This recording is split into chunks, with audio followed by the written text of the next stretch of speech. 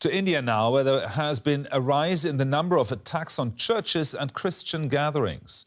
They are being carried out by right-wing Hindu groups emboldened by new laws that crack down on religious conversion. Critics say these groups are abusing the laws to push their own agenda, often facing no consequences themselves.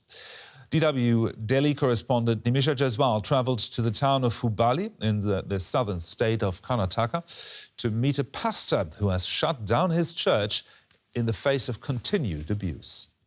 The highlight of Pastor Somu Avaradhi's week has always been the Sunday service. But now, he is praying alone at his church in Hubli. It is the first time he has been back in more than 3 months. Last October, as the pastor was on his way to the church, he received urgent phone calls warning him that volunteers linked with Hindu right-wing groups were disrupting the Sunday prayer gathering there.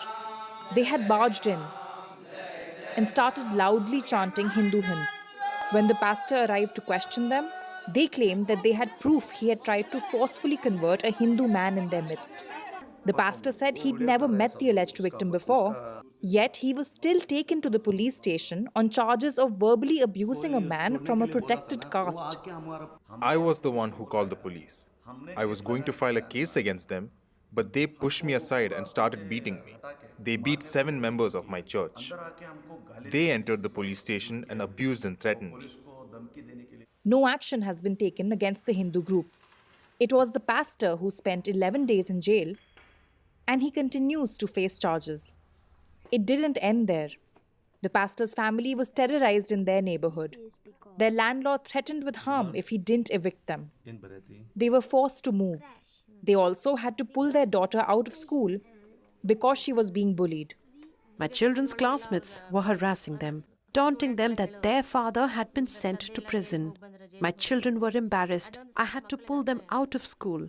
They haven't been able to return.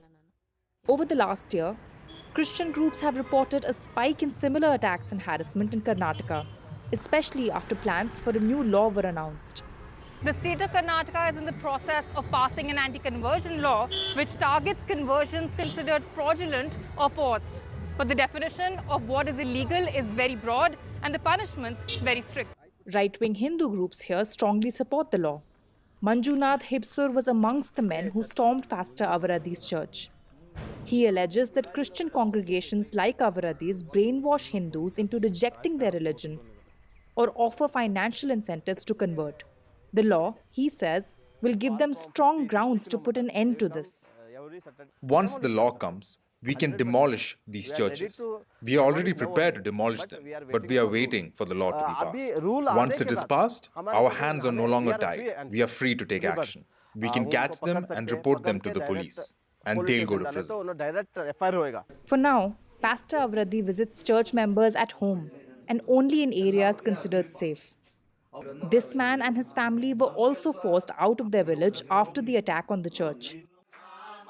But they say they find comfort in prayer. All they want is the freedom to do so in peace. Well, DW's Delhi correspondent Nimisha Jaiswal filed this report and she joins us now from Delhi. Nimisha, these attacks have been going on for some time. Why is the government not doing more to protect these Christian communities?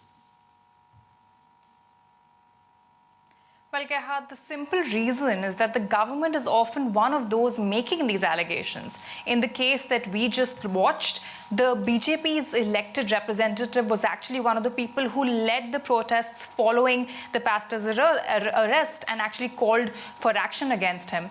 Now, of course, it's important to note here that, that India's Christian community is one of the oldest in Asia and dates back centuries, yet the target of these groups, as well as BJP legislators, is those who were born Hindu and have either officially converted or are covertly believing in Christianity. But, of course, BJP legislators themselves have actually been present or have made speeches that directly call for action and sometimes even violence against these communities. And they are, of course, also pushing anti-conversion laws across the country. Well, tell us more about this anti-conversion bill. What's its purpose? Well, to look at the one in Karnataka, Gerhard, interestingly, it's called the Freedom of Religion Bill. And if you look at it simply, it actually just prescribes ways to convert. For example, it says that you should let authorities know a month before converting and also report your conversion a month after it. However, all these reports actually allow for time for Hindu right-wing groups to attack or abuse these people. So this is generally avoided.